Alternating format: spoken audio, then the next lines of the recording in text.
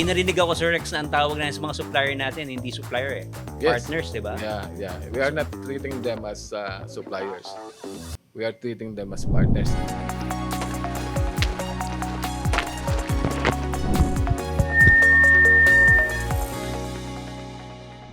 Hello mga ka-PCS! So welcome to Kwentong PCS, where we talk about anything and everything about construction. Ako si Jordan Ortiz at makakasama ninyo ako ngayong season para sa iba't ibang kwentong hatid ng ating industriya. In today's episode, kwentuhan tayo ni Engineer Rex Dilagan, galing sa Precast and Construction Solutions by Megawide under RMC Division, bilang Assistant Vice President. So we're going to talk about navigating infrastructure development amidst RMC high demand. So welcome, Sir Rex, sa Kwentong PCS. Hello, Jordan. And hello, mga ka-PCS. Yan, kaway-kaway naman dyan. Hello po. Sir Rex, kumusta? Okay naman.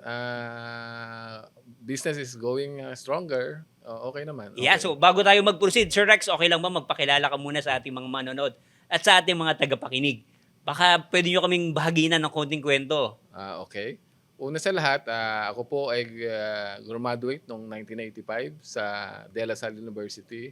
Then nag-board po ako ng 96 May. Then August din ng same year, nag-start ako sa isang company, AAA company that time, pero ngayon quadruple na. So on that early days, nag-start talaga ako sa RMC. Then So simulat sa pulpa, Sir, RMC ka na talaga? Yes, RMC na ako, then nagpunta ako sa abroad. Then again, pagbalik ko dito sa Pilipinas after 12 years, ayun na. Napunta na ulit ako sa RMC. Pero nung nasa abroad ako, construction ako. Nasa construction, na-involve ako sa precast, as in construction talaga. Finishing, everything na, So, nalampasan ko nung nasa abroad ka. ako. So kung kukumputin natin, Sir, siguro mga 3 dekada ka na nagtatrabaho sa construction.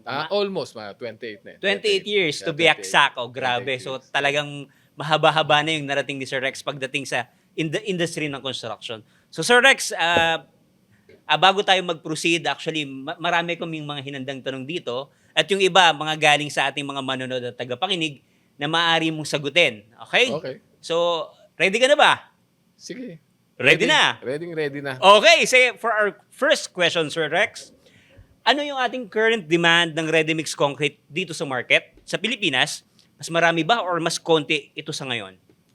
Actually, kung i-base natin to last year, mas dumami siya ngayon. Okay. But as we go along siguro, mas dadami pa ito kasi yung mga projects ay nag-uumpisa ng sumipa.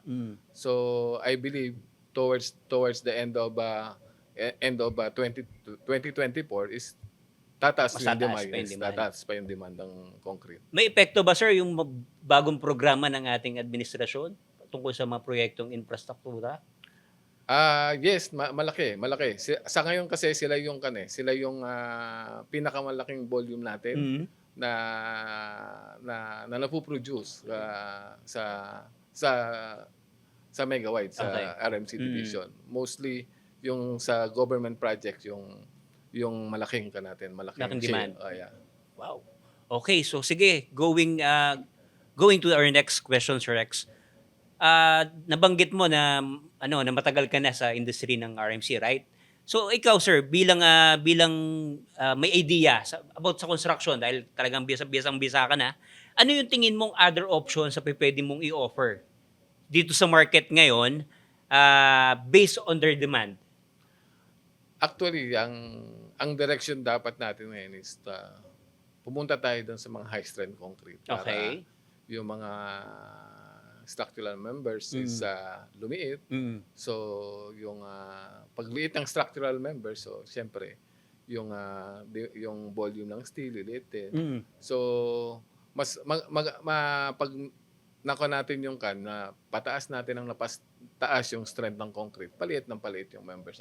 Although, liliit din yung liliit din yung amount ng concrete. Ng concrete, yung volume ng concrete. Makakatulong ka naman sa makakatulong tayo sa pagsisave. Ayan. Dito, sir, sa Pilipinas, paano kunwari ako, bilang contractor, meron akong malaking project na tinitignan. It's advisable ba na tayuan natin ng on-site Oo, batching plant yun yan? nga. Actually, yun yung ang kan eh. Yun yung magandang ino-offer natin sa mga client natin. Mm. Wherein nagpuput up talaga tayo ng satellite plant, Okay. on-site plant Okay. para mas mabilis, para talagang yung quality stable kasi nandun ka na eh. Mm. Nandun na. Ang poproblemahin mo na lang is how to deliver the raw materials. Yun. So, hindi na mako-compromise sa traffic, sir, no? Tama Oo, ba? kasi nandoon na siya eh. Kumbaga, yung supply lang natin ng raw materials ang kailangan nating i-manage. Meron tayong experience na ganun na napakalaki ng advantage yung pagtatayo Pagtatayo ng ng on-site batching plant. Okay, sige sir. So in relation naman dun sa ating napag-usapan kanina sa first question, dahil lumalaki nga yung demand dahil sa mga projects under the new administration, I think it's build BBM, build better more. Yes, so di ba? build better more. So paano naman natin sir, paano natin maayos kumbaga or mabibigyang kasagutan yung risk especially sa supply chain natin. So based on your experience sir, especially high yung demand ng RMC, paano natin minimitigate yung risk nung kakulangan ng mga raw Siyempre, materials? pinapalakas natin yung partnership sa ating mga suppliers. Yun. So, nagbabayad tayo on time. On time, Yes, okay. On time payment talaga. yes, Hindi on tayo time nadidelay payment, sir. meron slight pero manageable. Manageable, Manageable okay. siya. At Wala namang perfecto na Correct. Pero namamanage natin 'yon na nahahabol natin at Naiintindihan din namamanage naman. natin. Kaya nga maganda yung relationship natin sa Iyo. mga partners natin eh. So sila sila talaga yung driver ng supply business. ng business Oo. natin. Kasi kung wala sila, Wala tayo. Wala tayo. Wow. Hindi natin ma-accomplish yung deliverables natin kung wala sila. Kaya parang may narinig ako Sir Rex na ang tawag na sa mga supplier natin, hindi supplier eh. Yes. Partners, di ba? Yeah. We are not treating them as suppliers. We are treating them as partners. Even ako nagpupunta ako sa kanila. Ang sabi ko sa kanila during our visits is, hindi po supplier ang hinahanap namin. Ang hinahanap po namin is partner. Wow! Yes. Grabe. Ganun Sarap naman sa puso nun. Ganun po yung RMC mag-treat sa mga partner. Sana Hindi all, di ba? supplier. Sana all. Anyway, Sir Rex, so napakaganda ng yung mga sagot sa aking mga katanungan. Proceed tayo for our next question. So, Sir Rex, baka pwede mo kami mabahaginan itong mga nanonood dito at mga nakikinig sa atin ngayon ng yung mga experiences mo, especially sa RMC, nung nasa RMC division ka, yung mga challenging project na iyong napagdaanan at napagtagumpayan na. Actually, yung pinaka-challenging project na actually nangyayari pa to ngayon eh. Okay. Ongoing pa siya? Ongoing Okay. pa siya. So yung NSER na CPN01. Okay. Wherein ka-joint venture natin yung may Koreans, then ayun, kasi first time natin na-involve sa ganong kalaking project na okay. nag-put up tayo ng malaking investment. Okay. Meron tayong ice plant, meron tayong 2 batching plant na Okay. nandun. Kasi nga para ma-deliver natin yung requirement nila. Tapos yung specification talagang bantay sarado. Bantay sarado Ganun tayo. din Talagang sila ganun sila Strict pagdating sa strict. requirements. Yes, So, quality requirements. Quality requirements, everything. Pati yung equipment, we are being checked. Pati equipment, lahat, all organizational, everything is Masasabi being mo ba, sir, na napagtagumpayan mo na yun sa ngayon? Hindi ko pwedeng sabihin na na-accomplish na natin kasi hindi pa natin Natatapos, matatapos yung project. Siguro, after matapos natin yon ay pwede ko na sabihin kasi hindi ko alam pa kung ano yung dadating na challenges Agree. along the way. Nasa 60% pa lang yung ating na-accomplish na concrete. So, hindi ko pa siya pwedeng sabihin na Accomplish accomplish na. tagumpay na. Siguro yung mga learnings na during that accomplishment, Yun.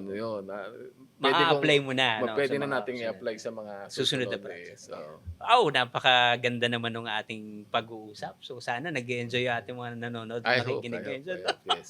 Hindi naman ako magko-coacher kung hindi sila mag-enjoy, di ba? Yes. Okay, sige. Sige. So, Sir Rex, nasabi mo, nabanggit mo yung NSCR CPN-01. Ito yung sa palit natin, no? Yung Malolos Yes. Clark Railway Project. Meron ka pa ba mga project na natapos or na-accomplish using yung strategy mo na sinasabi kanina na on-site batching plan? Oo, marami na tayong Ano project. yun, sir? Baka pwede Meron mong- tayong projects kay Sun City, Mhm. wherein yung isang package na natapos na. Mhm. Marami din tayong projects na natapos na before, Mhm. kung alam mo yung PITX. Yes, sir. Oh, yun. PITX, Meron tayong- sir, yung first land port ng Pilipinas, eh. Yes, Mhm. so may on-site din tayo doon. Okay. Tapos yung may housing din tayo na tinayuan Mhm. ng on-site Mhm. batching plant na natapos na. Mhm. Wow. Marami Marami na tayong na-accomplish na ng mga projects projects. na in-apply Using natin. on-site batching plant. On-site batching plant. Talagang marami nang na-accomplish si Sir Rex dito. And we are no? hoping na madagdagan Madagdagan yun pa. kasi, Of course. So sana kasi madagdagan pa talaga. marami tayong Tinitignan. towards Tinaabangan. it. So sana mag-materialize sa lahat. Yes. Okay. So napakagandang usapan talaga. Okay. So sir, ano naman masasabi mo? Yung kung pag pinagbangga mo yung demand natin, would you say that the demand will continue versus other methods? Actually, ang kailangan nating i-balance lahat. Kanina nabanggit natin yung partners, Correct. pero kailangan din natin yung manpower, Mm. yung kung ano meron tayo sa kan. Kasi based doon sa kumbaga nabanggit mo ka sa'yo, yung sa Apalit Apalit, project, yes. Apalit project natin, wherein meron din tayo issue sa tao eh. Mm. Hindi na kumbaga wala tayong right person on that job. So kailangan talaga natin ng tao, kailangan natin ng equipment, kailangan natin ng materials. Okay. Napaka-importante nun. Kasi kung may isang nawala dito, wala tayong ma-accomplish. Okay. Sige. Sir Rex, so bago matapos yung ating bago ako mag-proceed sa ating last question, baka meron kang gustong i-shoutout sa mga nanonood, nakikinig sa atin ngayon? Siyempre babatiin ko yung mga kasama natin diyan sa RMC. Yun, Team Solid yan, Team Solid. Team Solid. Okay. Na nung umpisang dumating ako, lahat ng support binigay nila. Wow. So, I-continue magpapasalamat lang. ako sa kanila. Kaya nga, during our talks, sinasabi ko sa na nagpapasalamat ako sa kanila. At lahat sila kasi may Participation, participation. yes. Hindi porke nandun ka sa pinakailalim, Nandun ka lang, wala nandun lang. ka lang, Oo, wala. tama Kaya naman. sabi ko sa kanila, kaya ka nandyan, may purpose ka. Yun. Yes. Napakaganda, napakasarap naman sa tenga. So Sir Rex, dahil dyan, my last question will be, what's your dream for RMC? Actually, yung dream ko talaga sa RMC is makapag-put up tayo ng maraming satellite plants, maraming on-site plant. Kasi nabanggit ko nga na yun yung strategy natin ngayon. To put up on-site batching plant para makapag-serve tayo better.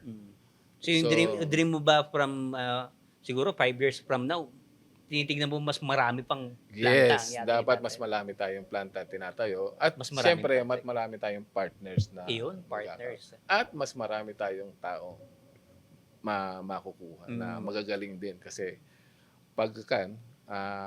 siyempre, pag dami ng ating on-site plant, pagdami rin ng tao natin. At pagdami rin natin yung partners. Tama. So, grabe, nakakabitin. Actually, marami pa akong gustong tanong, pero baka sa susunod na episode na lang yun. Ano? Pwede naman. Pwede open naman. naman tayo, Kan. Open yes. anytime. Okay, Anytime, so- pwede naman tayo magkwentuhan. Iyon. So, Yes. Sir Rex, maraming salamat for imparting your knowledge pati experience sa pagdating sa RMC. talagang maraming natutunan kami at mga nanonood, nakikinig sa atin ngayon. So again, maraming salamat, Sir Rex. Okay. Sige. Maraming salamat din sa iyo. At least na-share ko sa mga kasama natin at sa mga nanonood yung konti nating kaalaman sa RMC na part pa lang yun Part pa lang. Yes, So may kasunod pa. Abangan ninyo. Yes. So again, maraming salamat.